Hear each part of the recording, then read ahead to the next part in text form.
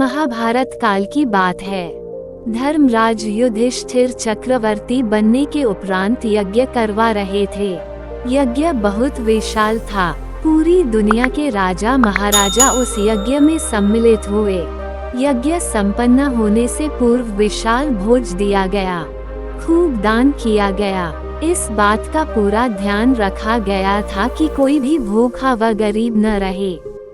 इस हेतु धर्मराज का राजकोष पूरी तरह खुला था। उस दिन जैसा भोजन कभी नहीं हुआ, उतना दान पुण्य कहीं नहीं देखा गया। लोगों में यही चर्चा का विषय था। प्रजाजन चहुं ओर धर्मराज युधिष्ठिर की जय जयकार कर रहे थे। लगभग सभी एक स्वर में कह रहे थे कि यह यज्ञ पृथ्वी पर होने वाला सबसे बड़ा यज्ञ है। तभी एक नेवला एक कोने से प्रकट हुआ और यज्ञ की राख में उलट पलट होने लगा।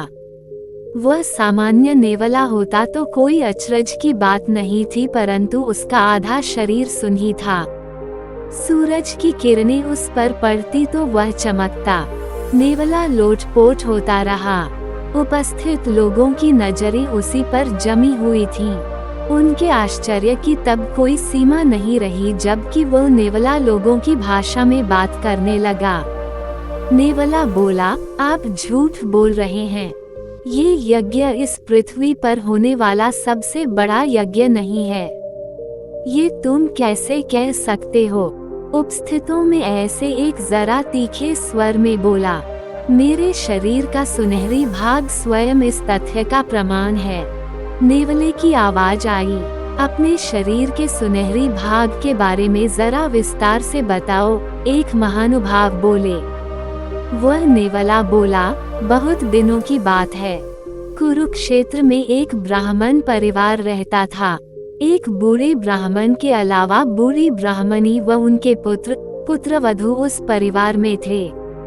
ये कहकर नेवला जरा रुका, जैसे उसे सब कुछ उसी तरह ध्यान आ गया था। वह पूरा दृश्य उसकी आंखों के सामने घूम गया और वह बोल उठा, एक बार कुरुक्षेत्र में भारी अकाल पड़ा। लोग भूखे मरने लगे। जब स्वयं अपने खाने के लिए कुछ न हो तो भिक्षुक को क्या देते। शीघ्र ही ब्राह्मण परिवार भी भूखे रहने की स्थिति में आ गया। ब्राह्मण रोज घर से भिक्षाटन को निकलता और खाली हाथ लौटाता। यह उस समय की बात है जबकि मनुष्यों के चारों वर्ण अपने अपने निर्धारित व्यवसाय पर दृढ़ थे। ब्राह्मण का कर्म था शिक्षा देना। शिक्षा के बदले कुछ लिया नहीं जाता था। उनका समाज में बहुत सम्मान था।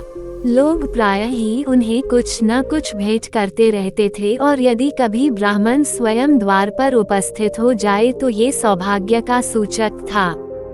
ब्राह्मण को खाली हाथ लौटाने की परंपरा उस समय नहीं थी।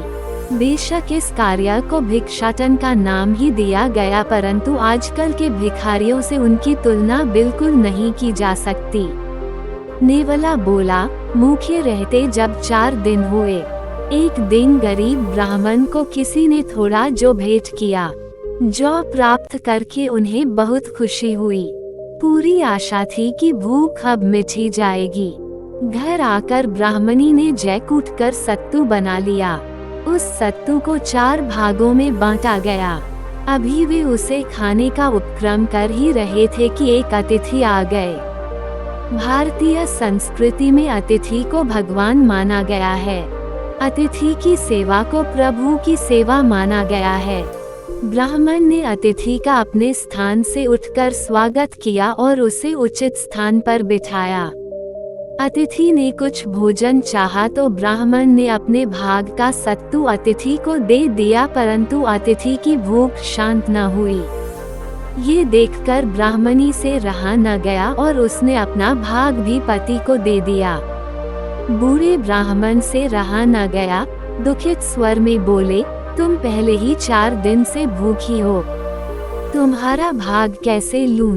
वो पतिव्रता स्त्री बोली, शंका न करिए, ये भाग भी आपका ही है। मैं आपसे अलग थोड़ा ही हूँ। फिर अतिथि की सेवा करना तो हमारा धर्म है। आप धर्म पालन कीजिए। ब्राह्मण ने दिल कड़ा कर पत्नी का भाग भी अतिथि को दे दिया, परंतु अतिथि की भूख बाकी रही। उसने और भोजन चाहा। ब्राह्मण के सामने धर्म संकट उत्पन्न हो गया था। तभी पुत्र ने सकेत करके अपना भाग पिता के सामने प्रस्तुत कर दिया। ब्राह्मण का एक एक पैर जैसे मन भर का हो गया, विवशता थी।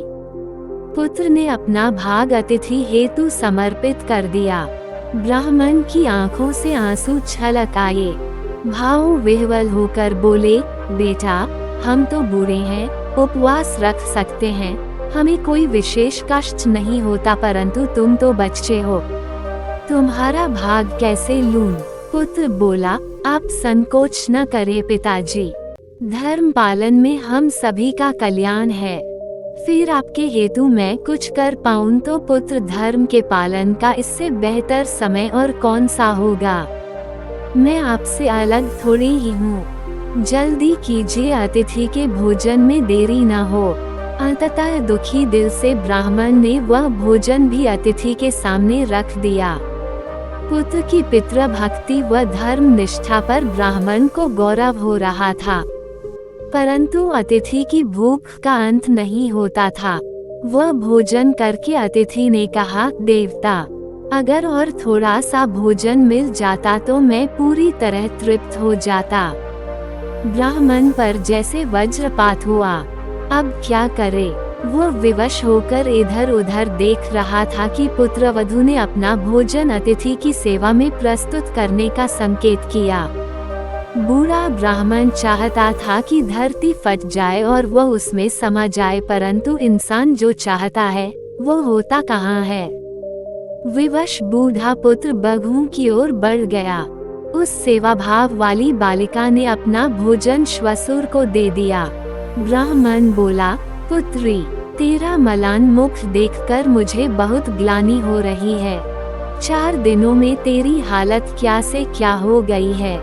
तेरा भोजन मैं किसी तरह भी नहीं ले सकता। उस विनम्र बालिका ने कहा, पिताजी, आप तो धर्म के साक्षात स्वरूप हैं।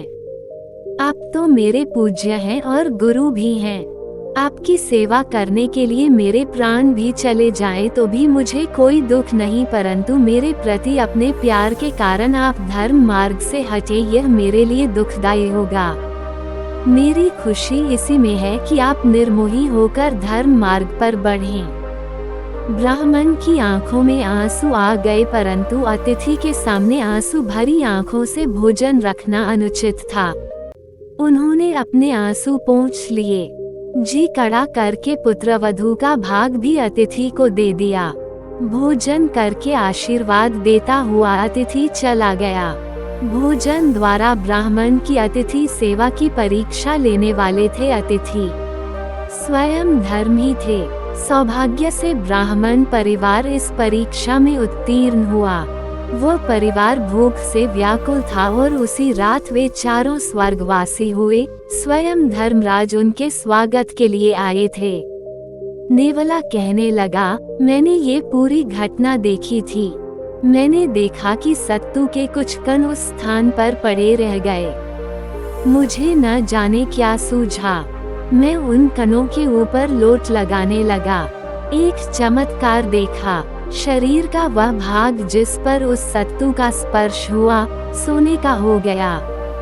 आप स्वयं समझ लीजिए कि ब्राह्मण की उस अतिथि सेवा का महत्व कितना था। जब भी कहीं किसी यज्ञ की बात सुनता हूँ तो वहाँ इस आशा से पहुँचता हूँ कि शायद बचा हुआ शरीर भी सुनहरा हो जाएगा, परंतु अब तक यह आशा पूरी न हुई। आप स्वयं सोच लीजिए कि पृथ्वी पर हुआ सबसे बड़ा यज्ञ कौन सा है। ये कहकर नेवला चला गया। उपस्थित महानुभाव आश्चर्यचकित होकर ये सारी बातें सुन रहे थे। वास्तव में मानव सेवा से बढ़कर कोई यज्ञ नहीं। युग प्रवर्तक बाबा गुरबचन सिंह जी कहा करते थे कि मेरे हर अनुयायी के पास भूखे के लिए रोटी, प्यासे के लिए पानी और नंगे के लिए कपड़ा होना चाहिए।